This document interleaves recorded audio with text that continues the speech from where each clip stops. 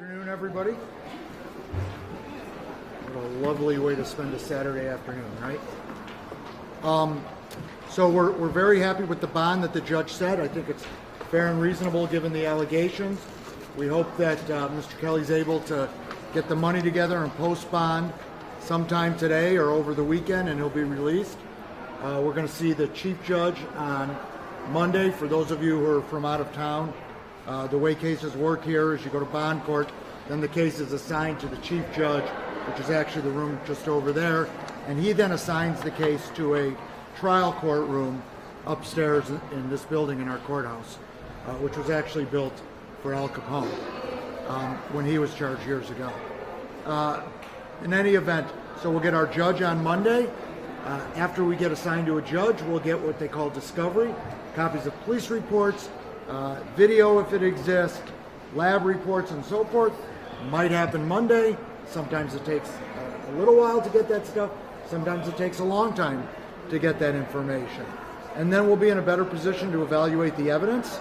Right now he's presumed innocent. We haven't seen any reason to believe that these allegations are credible. I heard about sort of the narrative of them for the first time today, the same time all of you did. And I can tell you that in listening to it, there certainly are problems with the cases. One lady coming forward decade plus later claiming she had non-consensual sex, no outcry, nothing like that, and the things we look for in these cases. But we'll wait and see what the evidence is. We'll evaluate the evidence. We're putting together a team of attorneys to defend him. One of them is camera shy, Steve Fine. He's in the back over there. And we'll start fighting the charges. Steve, do you have any reason to believe that he will not be able to come up with $10,000? When I first met Mr. Kelly, it was because there have been problems. This is someone who should be wealthy at this stage of his career. And through mismanagement and through people hangers on and bad contracts and bad deals and bad leases like he had in his studio, he really doesn't have any money at this point. I don't even think he owns the rights to I Believe I Could Fly. So do you think that he'll be able to come up with the money for bond? Yes, I think he'll be able to come up with the money for bond. It's Saturday, it's a little bit difficult. You've got to get a bank, you've got to get $100,000, but hopefully he gets out today. Some people are working on that now. We don't have, for the out-of-town media, you're one of, for the out-of-town media, we don't have bail bondsmen in Illinois. In Illinois, they got rid of bail bondsmen back in the 60s. Everyone can guess why they did that. So here, a bond is set. So the judge set bond at $1 million. And he knows when he sets that Mr. Kelly has to post 10% of that amount. So essentially, it's a $100,000 bond, which is exceedingly reasonable given these allegations. So you're saying, despite R. Kelly's fame, he doesn't have $100,000 sitting around in the bank somewhere? He's trying to get it together. He doesn't have it sitting in the bank, sitting in a shoebox, sitting anywhere. No. Mr. Greenberg, I reported Thursday for the New Yorker. There is a sitting grand jury in the Southern District that is issuing subpoenas. It's a 25-member Homeland Security. Are you the task former force. record guy? I'm the one you ignore. My name is Jim DeRogatis. Okay. There's a 25-member squad in Homeland Security investigating violations of the Mann Act and sex trafficking. And I hear Paul Howard is about to have a press conference soon about indictments in Atlanta. All of these people talking to all these investigators, they're all liars. I just want to make sure I got that right, because that's what you've been saying. I am not aware of any federal grand juries that are looking into Mr. Kelly. Federal grand jury investigations are supposed to be secret. So was this. It was supposed to be secret. So you've got better sources than I have.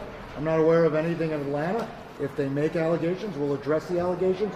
He's presumed innocent. He's entitled to that presumption, not to be tried in the media, to have his day in court. So you don't know anything about any other investigations? I'm unaware of any other investigations.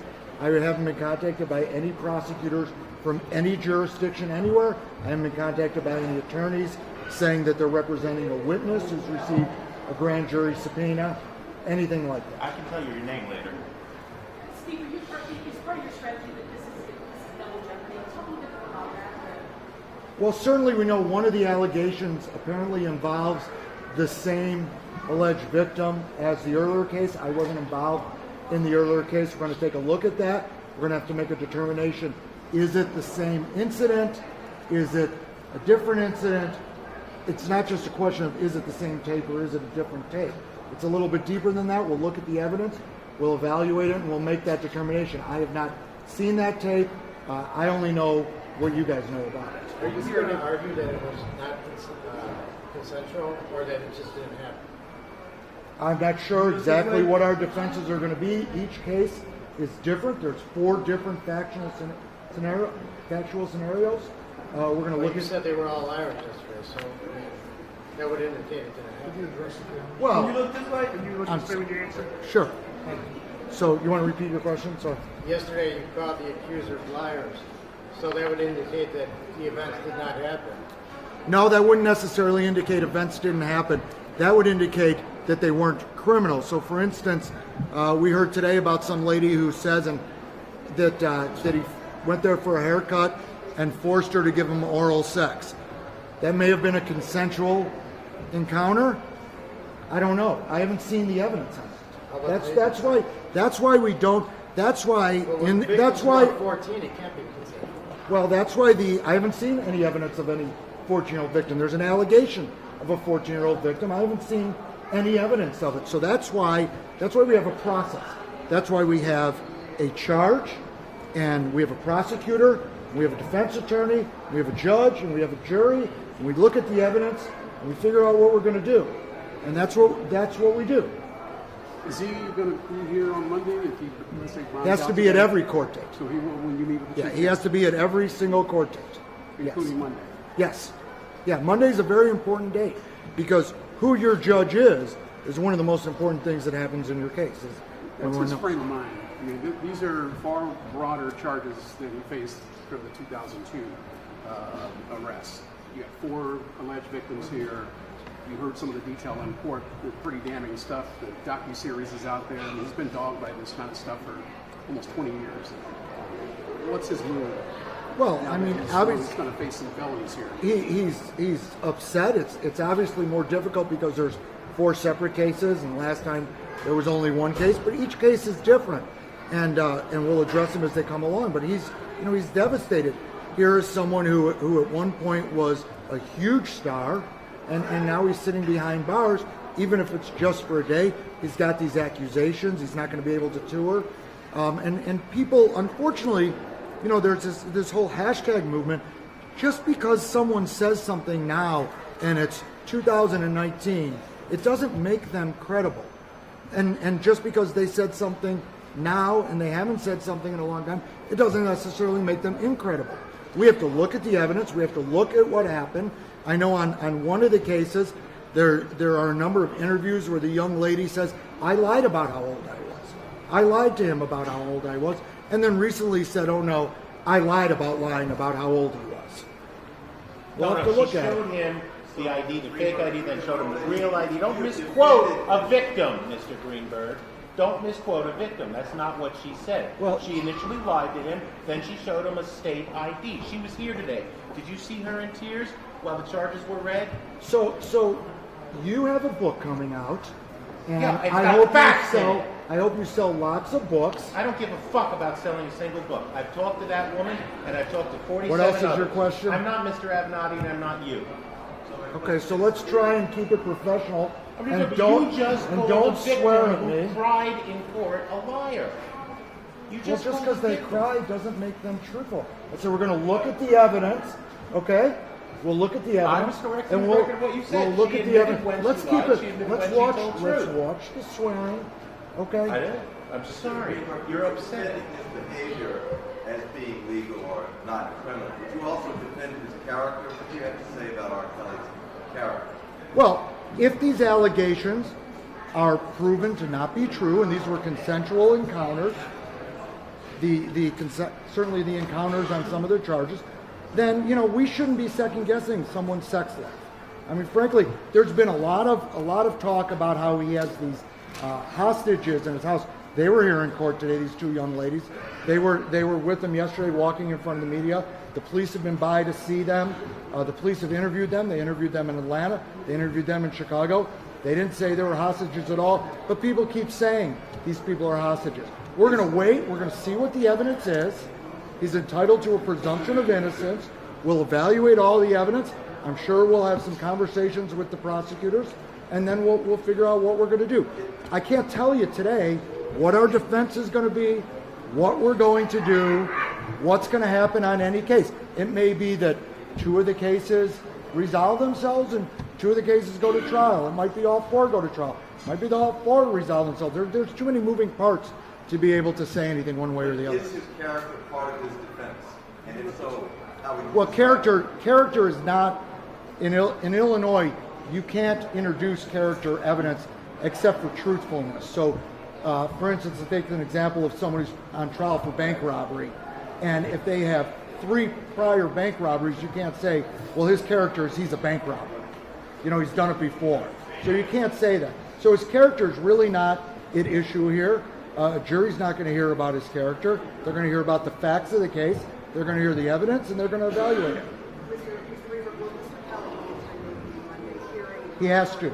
He has to attend each and every court date. That's an absolute requirement. Steve, how was his night in jail? Did he sit with general population? Were there any incidents? No, I want to say, and I don't know if I've ever said this before, I want to compliment the Chicago Police Department for the way they treated him last night. They were very professional. The sheriff's office has been great. Obviously, they have concerns if something happens to him while he's in custody. It would be a problem for them. But they held him separately in a separate cell, and then they took him back after court today. Okay? One more question. Are you aware whether he's getting cooperation, whether the victim on the videotape is cooperating with prosecutors? If she is the victim from the 2008 trial, she's not helping with the prosecutor.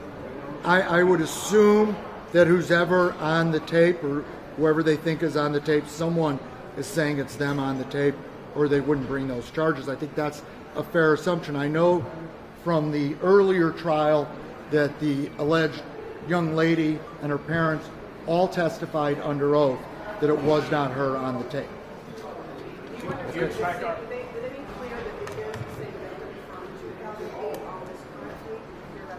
I heard what you heard.